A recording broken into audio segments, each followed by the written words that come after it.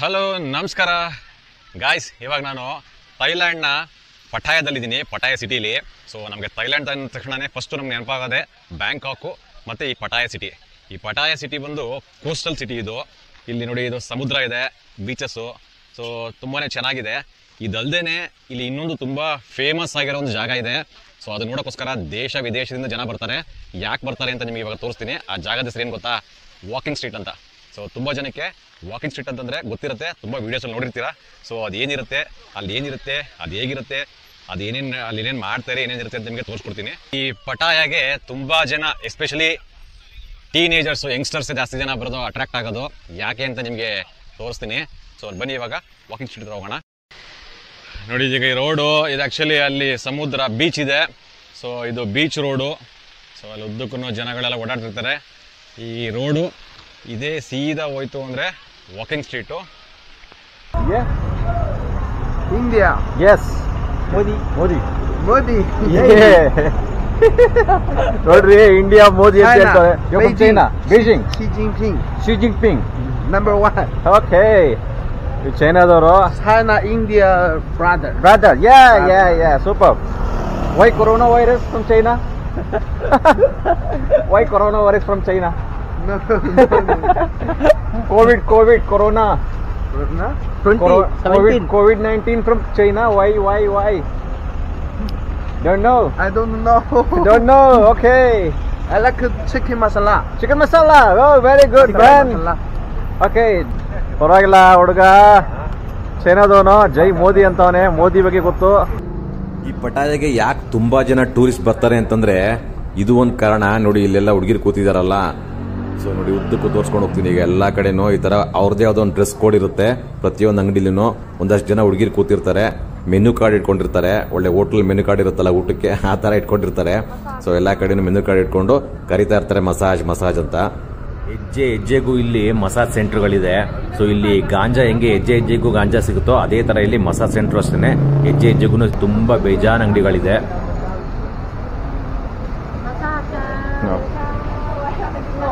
ಉದ್ದಕ್ಕೂ ಎಲ್ಲಾ ಕಡೆ ಈ ತರ ನಿಮ್ಗೆ ಮಸಾಜ್ ಸೆಂಟರ್ ಸಿಗುತ್ತೆ. ಅದರಲ್ಲೂ ನಿಮ್ಗೆ ಬೀಚ್ ಸೈಡು, ಬೀಚ್ ರೋಡಲ್ಲಂತೂ ಸಿಕ್ಕಾಬಟ್ಟೆ ಇದೆ. ಸೊ ನೋಡಿ, ಈ ತರ ಟ್ರಾನ್ಸ್ಪರೆಂಟ್ ಆಗು ಮಾಡ್ತಾರೆ. ಜೊತೆಗೆ ಬೇರೆ ತರನು ಇರುತ್ತೆ, ಆದ್ರೆ ಅದು ನೀವು ಹುಷಾರಾಗಿರ್ಬೇಕು, ಜಾಗರೂಕತೆ ಆಗಿರ್ಬೇಕು. ಸೊ ನಿಮ್ ಬುದ್ಧಿ ನಿಮ್ ಕೇಳಿರ್ಲಿ. ಇಂಥ ಕಡೆ ಎಲ್ಲ ಬಂದ್ರೆ ಸ್ವಲ್ಪ ಕೇರ್ಫುಲ್ ಆಗಿರಿ. Foot massage, head massage, oil massage ಇದೆಲ್ಲ ಏನಿಲ್ಲ ಮಾಡಿಸ್ಕೋಬಹುದು. ಬೇರೆ ತರ ನೀವೆಲ್ಲ ಮಾಡಿಸ್ಕೋಬೇಕು ಅಂದ್ರೆ ದಯವಿಟ್ಟು ಹುಷಾರಾಗಿರೋದು ಒಳ್ಳೇದು. ಇಂಥ ಕಡೆ ಎಲ್ಲ ಬಂದಾಗ ನಮ್ ಬುದ್ಧಿ ನಮ್ ಕೈಲಿದ್ರೆ ತುಂಬಾ ಒಳ್ಳೇದು. ಬೀಚ್ ರೋಡಲ್ಲಿ ನಡ್ಕೊಂಡು ಬಂದ್ರೆ ಸ್ವಲ್ಪ ದೂರ ನೋಡಿ, ಇಲ್ಲಿ ಕಾಣಿಸ್ತಾ ಇದೆಯಲ್ಲ ಬೋರ್ಡ್ ಇದೆ ನೋಡಿ, ವಾಕಿಂಗ್ ಸ್ಟ್ರೀಟ್ ಅಂತ. ಸೊ ಇದೇ ದ ಫೇಮಸ್ ಟೂರಿಸ್ಟ್ ಡೆಸ್ಟಿನೇಷನ್. ತುಂಬಾ ಜನ ಇಷ್ಟಪಡೋ ಜಾಗ, ಇಲ್ಲಿಗೆ ಬಂದಾಗ ಹೋಗೋ ಜಾಗ ಈ walking street. So walking street ಒಳಗಡೆ ಹೋಗೋಣ, ತೋರಿಸ್ತೀನಿ ಬನ್ನಿ. ಇಲ್ಲಿ ವೆಹಿಕಲ್ಸ್ ಎಲ್ಲನೂ ಲೆಫ್ಟ್ ಹೋಗ್ತಾ ಇದೆ, ಎಲ್ಲ ಡೈವರ್ಷನ್ ತಗೊಂಡಿದೆ. ಯಾವುದನ್ನು ವಾಕಿಂಗ್ ಸ್ಟ್ರೀಟ್ ಒಳಗೆ ಬಿಡ್ತಿಲ್ಲ. ಸೊ ಬೆಳಗ್ಗೆ ಟೈಮ್ ಬಿಡ್ತಾರೆ. ಇದು ನೈಟ್ ಲೈಫ್ಗೆ ಹೆಸರುವಾಸಿ. ರಾತ್ರಿ 7 ಗಂಟೆಯಿಂದ ಬೆಳಗಿನ ಜಾವ 4 ಗಂಟೆ ತನಕ ಇಲ್ಲಿ ಯಾವುದೇ ತರ ಗಾಡಿಗಳನ್ನು ಒಳಗೆ ಬಿಡಲ್ಲ. ಸೊ ಇದು ಬರೀ ಜನಗಳನ್ನ ನಡ್ಕೊಂಡು ಹೋಗಿ ಇಲ್ಲೆಲ್ಲ ಎಂಜಾಯ್ ಮಾಡೋದಕ್ಕೆ ಮಾತ್ರನೇ. ಅದಕ್ಕೆ ಇದನ್ನು ವಾಕಿಂಗ್ ಸ್ಟ್ರೀಟ್ ಅಂತ ಕರೀತಾರೆ. ಆಕ್ಚುಲಿ ಒಂಥರ ರೆಡ್ ಲೈಟ್ ಏರಿಯಾ ಅನ್ಕೊಳ್ಳಿ. ರೆಡ್ ಲೈಟ್ ಏರಿಯಾ ಅಂತಾನೂ ಕರೀತಾರೆ. ಯಾಕಂದ್ರೆ ಇಲ್ಲಿ ತುಂಬಾ ಅಡಲ್ಟ್ ಶೋಸ್ ಜಾಸ್ತಿ ಇರುತ್ತೆ. ಜೊತೆಗೆ ಇಲ್ಲಿ ನಿಮಗೆ ಬರೀ ಅಡಲ್ಟ್ ಶೋಸ್ ಆಗಲಿ, ಬರೀ ಹುಡುಗಿರು ಆ ಥರದ್ದೇನಿಲ್ಲ. ಅದು ಬಿಟ್ಟು ಇಲ್ಲಿ ಹೋಟೆಲ್ಸ್ ಇದೆ, ಸೀ ಫುಡ್ ರೆಸ್ಟೋರೆಂಟ್ಸ್ ಇದೆ, ಡಿಸ್ಕೋಥೆಕ್ ಇದೆ, ಪಬ್ ಇದೆ, ಬಾರ್ ಇದೆ. ಸೊ ಇನ್ನು ಬೇರೆ ಥರದ್ದೆಲ್ಲ ನೈಟ್ ಕ್ಲಬ್ಸು ತುಂಬಾ ಇದೆ ಇಲ್ಲಿ. ಮತ್ತು ಅಡಲ್ಟ್ಸ್ಗೆ ಸೆಕ್ಸ್ ಶೋಸು ಆ ಥರದ್ದೆಲ್ಲ ಇದೆ. ಸೊ ತುಂಬ ಮಡಿವಂತಿಕೆಯರಿಗೆ ಅಲ್ಲ ಈ ಜಾಗ. ಮತ್ತೆ ತುಂಬಾ ಜನ ಪ್ರಾಸ್ಟಿಟ್ಯೂಷನ್ ಲೀಗಲ್ ಅಂತ ಅನ್ಕೊಂಡಿದ್ದಾರೆ ಪಟಾಯದಲ್ಲಿ. ಆದರೆ ಅದು ಇಲ್ಲೀಗಲ್. ಇಲ್ಲಿ ಬರೀ ಗಾಂಜಾ ಮಾತ್ರ ಲೀಗಲ್ ಅಷ್ಟೇ ಇಲ್ಲಿ.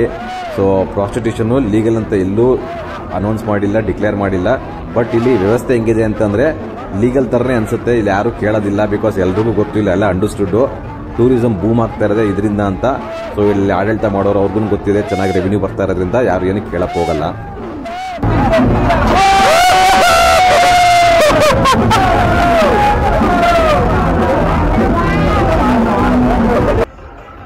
ಇಂಥ ಕಡೆ ಎಲ್ಲ ಬಂದಾಗ ತುಂಬಾ ಜನಕ್ಕೆ, ಅದರಲ್ಲೂ ಟೀನೇಜರ್ಸ್ ಆಗಲಿ ಅಥವಾ ಯಂಗ್ಸ್ಟರ್ಸು ಅಥವಾ ವಯಸ್ಕರಿಗಾಗಲಿ ಯಾರೇ ಆದರೂ ಅಷ್ಟೇ, ಸೊ ಅವರ ಮನಸ್ಸು ಅವ್ರ ಹತೋಟಿಲಿ ಸಿಗಲ್ಲ. ಸೊ ನಾವಿಲ್ಲಿ ಬಂದಾಗ ನಾವು ಹೇಳ್ದಂಗೆ ಮನ್ಸು ಕೇಳಬೇಕು ಹೊರತು ಮನ್ಸು ಹೇಳ್ದೆ ನಾವು ಕೇಳಬಾರ್ದು. ಲಂಗು ಲಗಾಮ್ ಇಲ್ಲದೆ ಕುದುರೆ ಥರ ಓಡ್ತಾ ಇರುತ್ತೆ. ಅದನ್ನು ಅದ್ಬಸ್ತಲ್ಲಿ ನಮ್ಮ ಕಂಟ್ರೋಲ್ ಇಟ್ಕೊಳ್ಳೋದು ನಮ್ಮ ಜವಾಬ್ದಾರಿ. ಸೊ ಅದರಿಂದ ನಮಗೆ ಒಳ್ಳೆಯದು. ನಾನೊಬ್ಬ ಟ್ರಾವೆಲರು, ಟ್ರಾವೆಲಿಂಗ್ ನನ್ನ ಪ್ಯಾಷನ್ನು. ಸೊ ಅದಕ್ಕೆ ನಾನು ಎಲ್ಲ ಕಡೆ ಟ್ರಾವೆಲ್ ಮಾಡ್ತಾ ಇರ್ತೀನಿ. ಸೊ ಅಲ್ಲಿ ಒಳ್ಳೇದು ಇರುತ್ತೆ, ಕೆಟ್ಟದ್ದು ಇರುತ್ತೆ. ಸೊ ಎಲ್ಲ ಥರದ್ದು ಎಕ್ಸ್ಪೀರಿಯನ್ಸ್ ಮಾಡಬೇಕು. ಸೊ ನಾನು ಜಸ್ಟು ಟ್ರಾವೆಲಿಂಗೋಸ್ಕರ ಅಷ್ಟೇ ಬಂದಿರೋದು. ಅದು ಬಿಟ್ಟು ಇಲ್ಲಿ ಬೇರೆ ಥರ ಯಾವುದೇ ಥರ ಅದು ಆ್ಯಕ್ಟಿವಿಟೀಸ್ ಮಾಡೋದಕ್ಕಾಗಲಿ ಮತ್ತೊಂದಕ್ಕಾಗಲಿ ಅಲ್ಲ.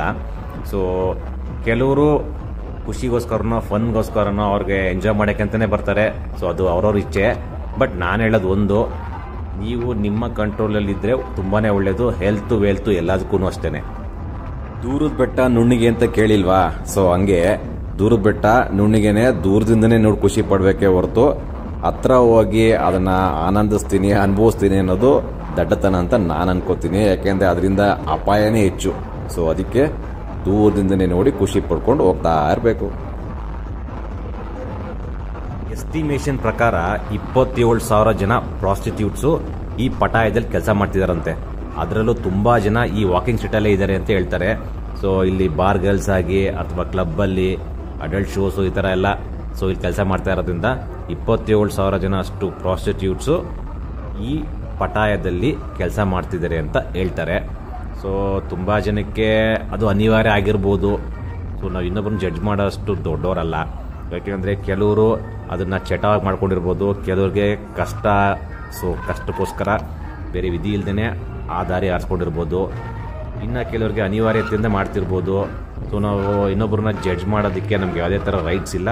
ಸೊ ಬೆಟರ್ ಅದನ್ನು ಜಡ್ಜ್ ಮಾಡೋದೇ ಬೇಡ. ಈ ವಾಕಿಂಗ್ ಸ್ಟ್ರೀಟ್ಗೆ ಒಂದು ಇತಿಹಾಸ ಇದೆ. ಈ ಪಟಾಯ ಅನ್ನೋದು ಮುಂಚೆ ಒಂದು ಹಳ್ಳಿ, ಒಂದು ಸಿಟಿ ಆಗಬೇಕು ಅಂತಂದರೆ ಅದು ಮುಂಚೆ ಹಳ್ಳಿ ಆಗಿರಲೇಬೇಕು, ಆಮೇಲೆ ಅಭಿವೃದ್ಧಿ ಪಡೆದು ಅದು ಸಿಟಿ ಆಗುತ್ತೆ. ಸೊ ಅದೇ ಥರ ಈ ಪಟಾಯನೂ ಕೂಡ ಇಲ್ಲಿ ಸಮುದ್ರ ಇರೋದ್ರಿಂದ ಇಲ್ಲಿ ಮೀನುಗಾರಿಕೆ ತುಂಬ ಜಾಸ್ತಿ ಇತ್ತು. ಮೀನುಗಾರಿಕೆ ಉದ್ಯಮ ತುಂಬ ಚೆನ್ನಾಗಿ ನಡೀತಾ ಇತ್ತು ಅವಾಗ. ಸೊ ಆವಾಗ ಈ ವಾಕಿಂಗ್ ಸ್ಟ್ರೀಟ್ನ ಯೂಸ್ ಮಾಡ್ಕೋತಾ ಇದ್ರು ಹೋಗೋಕ್ಕೆ ಬರೋದಕ್ಕೆಲ್ಲ. 1960 ಮತ್ತು 1970 ದಶಕಗಳಲ್ಲಿ ಈ ಜಾಗನ ಅಮೆರಿಕದ ಸಶಸ್ತ್ರ ಪಡೆಗಳ ಸೈನಿಕರಿಗೆ ಸೇವೆ ಒದಗಿಸುವ ಜಾಗ ಥರ ಮಾಡ್ಕೊಂಡ್ರು ಇದನ್ನು. ಆಮೇಲೆ ನಿಧಾನಕ್ಕೆ ಇಲ್ಲಿ ಡೆವಲಪ್ಮೆಂಟ್ ಶುರುವಾಯಿತು. ಒಂದೊಂದೇ ಹೋಟೆಲ್ಗಳು, ರೆಸ್ಟೋರೆಂಟ್ಗಳು, ಬಾರ್ಗಳೆಲ್ಲ ಇಲ್ಲಿ ಓಪನ್ ಆಗಕ್ಕೆ ಶುರುವಾಯಿತು. ಸೊ ಅದು ಹಂಗೆ ಕಂಟಿನ್ಯೂ ಆಯಿತು. ಅವಾಗ ಆಗಿನ ಕಾಲದಲ್ಲಿ ಈ ಜಾಗನ ಅಂದರೆ ವಾಕಿಂಗ್ ಸ್ಟ್ರೀಟ್ನ ದ ಸ್ಟ್ರಿಪ್ ಅಂತ ಕರಿತಾ ಇದ್ರಂತೆ. 1980 ದಶಕದಲ್ಲಿ ದಿ ಸ್ಟ್ರಿಪ್ ಅನ್ನೋ ಜಾಗದಲ್ಲಿ ಇಲ್ಲಿ ಕ್ಯಾಬ್ರೆ ಮತ್ತು ಡಿಸ್ಕೋತಕ್ಕೆ ಶುರುವಾಗಿ ಸ್ವಲ್ಪ ಅದು ಬೂಮಿಂಗ್ ಆಗಕ್ಕೆ ಶುರುವಾಯಿತು.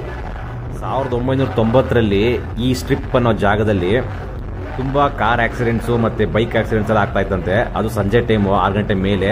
ಯಾಕೆಂದರೆ ಇಲ್ಲಿ ಹೋಗೋಬೋರೆಲ್ಲ ಅದನ್ನು ನೋಡ್ಕೊಂಡು ಅಕ್ಕಪಕ್ಕ ನೋಡ್ಕೊಂಡು ಹೋಗ್ತಾ ಇರೋದ್ರಿಂದ ಸೊ ಡಿಸ್ಟರ್ಬ್ ಆಗ್ತಾ ಇರೋದ್ರಿಂದ ಸ್ವಲ್ಪ ಆಕ್ಸಿಡೆಂಟ್ಗಳು ಜಾಸ್ತಿ ಆಗ್ತಿತ್ತು. ಅದರಿಂದ ಇಲ್ಲಿ ಆಡಳಿತ ಮಂಡಳಿ ಏನು ಮಾಡೋರಂತೆ, ಈ ಜಾಗದಲ್ಲಿ ಯಾವುದೇ ಥರ ಗಾಡಿಗಳನ್ನೂ ಸಂಜೆ 6 ಗಂಟೆ ಮೇಲೆ ಬಿಡಬಾರ್ದು ಅಂದ್ಬಿಟ್ಟು ಮುಚ್ಚಿಸ್ಬಿಟ್ರು. ಸೊ ಅವಾಗಿಂದ ಇದೇನಾಯಿತು, ದಿ ವಾಕಿಂಗ್ ಸ್ಟ್ರೀಟ್ ಅಂತ ಆಯಿತು. ಸೊ ಬರೀ ನಡ್ಕೊಂಡು ಹೋಗೋದ್ರಿಂದ ವಾಕಿಂಗ್ ಸ್ಟ್ರೀಟ್ ಅಂತ ಹೆಸರಾಯಿತು ಅಂತ. ಸೊ ಅವತ್ತಿಂದ ಇವತ್ತಿನವರೆಗೂ ಇದನ್ನು ದಿ ವಾಕಿಂಗ್ ಸ್ಟ್ರೀಟ್ ಅಂತಲೇ ಕರೀತಾರೆ. ಸೊ ಇದು ವಾಕಿಂಗ್ ಸ್ಟ್ರೀಟ್ ಅಂತಲೇ ಫೇಮಸ್ ಆಗಿದೆ. ಇಲ್ಲಿ ನೋಡ್ರಿ, ಕಲೆಗಾರ ಮ್ಯಾಜಿಕ್ ಮಾಡ್ತಾ ಇದ್ದಾನೆ. ತನ್ನ ಕಲೆನ ಪ್ರದರ್ಶಿಸಿ ಎಲ್ಲರನ್ನೂ ತನ್ನ ಹತ್ರ ಸೆಳೀತಾ ಇದ್ದಾನೆ. ಸೊ ಜೀವನ ನಡೆಸೋದಕ್ಕೆ ಏನೇನೆಲ್ಲ ದಾರಿ ಉಟ್ಕೊಂಡಿರ್ತಾರೆ ಜನ. ಜೀವನ ಅಂದ್ಕೊಂಡಷ್ಟು ಸುಲಭನೂ ಅಲ್ಲ, ಅಂದ್ಕೊಂಡಷ್ಟು ಕಷ್ಟನೂ ಅಲ್ಲ. ನಾವು ಹೆಂಗೆ ತಗೋತೀವೋ ಹಂಗೆ.